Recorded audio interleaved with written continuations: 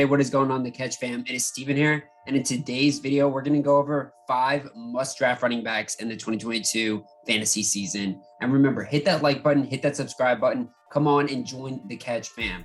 Number 1, you know I got to go with my guy, Javonte Williams. Never really got his shot last year, splitting time with Melvin Gordon, but man, he showed how good this guy really could be, man.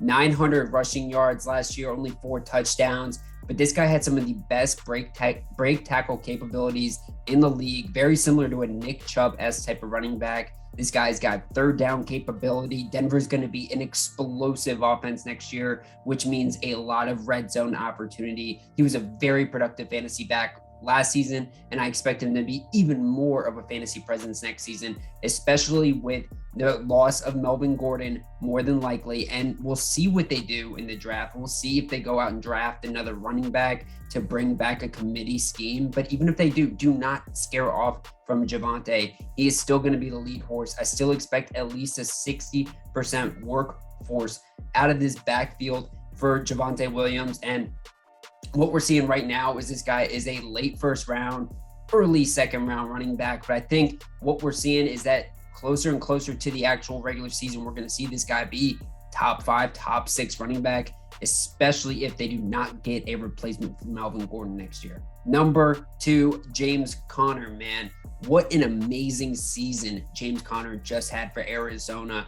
Obviously, there's a little bit of shakeup at the time of this video because, Kyler Murray just comes out and is really talking about maybe not coming back without a contract extension. I think Arizona will ultimately come to the table on that and give him that extension if he really needs it. But baby, James Conner had 15 rushing touchdowns last season, was a tremendous fantasy option last year. I mean, this guy just got the ball every single time they were on the red zone, and he was so effective.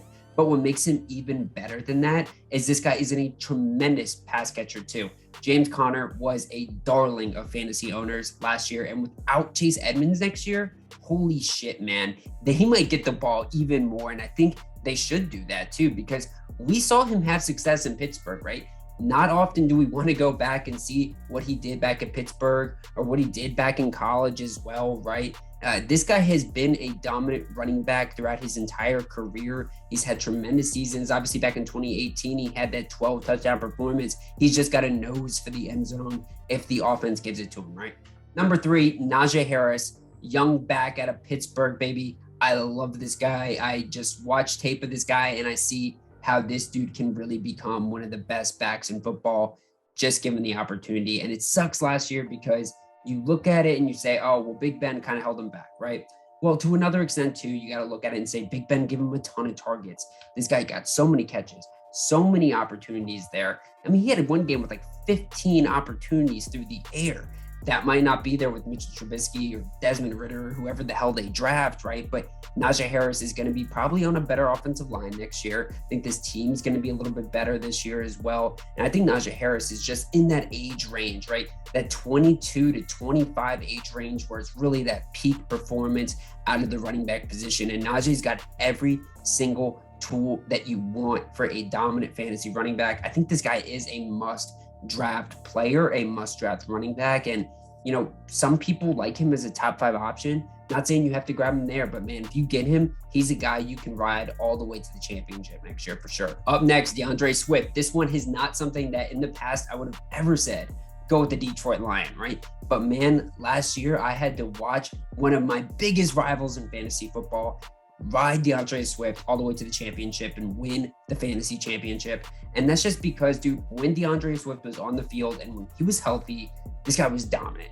One of the best backs that we had in the game last year. Now, he did struggle with some injuries, right? And he struggled with injuries in his entire career, 13 games in each of the past 2 seasons, right? But they took him out. Detroit made the conscious effort to sit TJ Hawkinson and to sit DAndre Swift last year because they knew that those guys are the future, right? So bring Swift back next year. This offense in Detroit is a hell of a lot improved, right?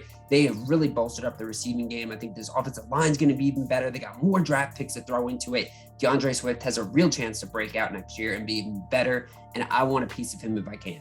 And talk about totally opposite of DAndre Swift.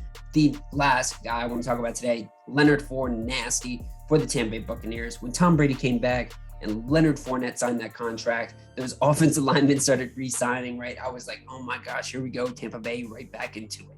And Leonard Fournette is going to be right back there again too. Todd Bowles comes out and says, we want to run it even more this year, and we want to run it to Leonard Fournette.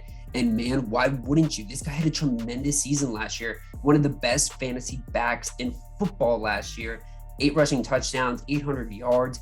But what this guy did was not in the running game even. It was his receiving work. Tom Brady had a great chemistry with him. We'll see how Chris Godwin comes back. Is he going to be there week 1? Who knows? But I do think Leonard Fournette from day 1 is going to be that guy, both through the receiving and the ground game. And they have Keyshawn Vaughn there, who's kind of a young rookie. He was a rookie last year. He's a young back now. Hasn't really proven himself. But Ronald Jones is out of the building. And hey, it is even more work for my guy, Leonard Fournette. So you got to throw him in there. This guy is a guy who I think he has a real chance to have double-digit touchdowns for sure. And he's going to be a guy that not everybody is super excited about, right? So definitely make him one of your must-draft running backs next season. So with that said, guys, that has been the must-draft running backs for the Fantasy Football 2022 season. You saw it here first at The Catch. Remember to hit that like button, hit that subscribe button on your way out, guys. Hope you enjoyed this video. See you next time.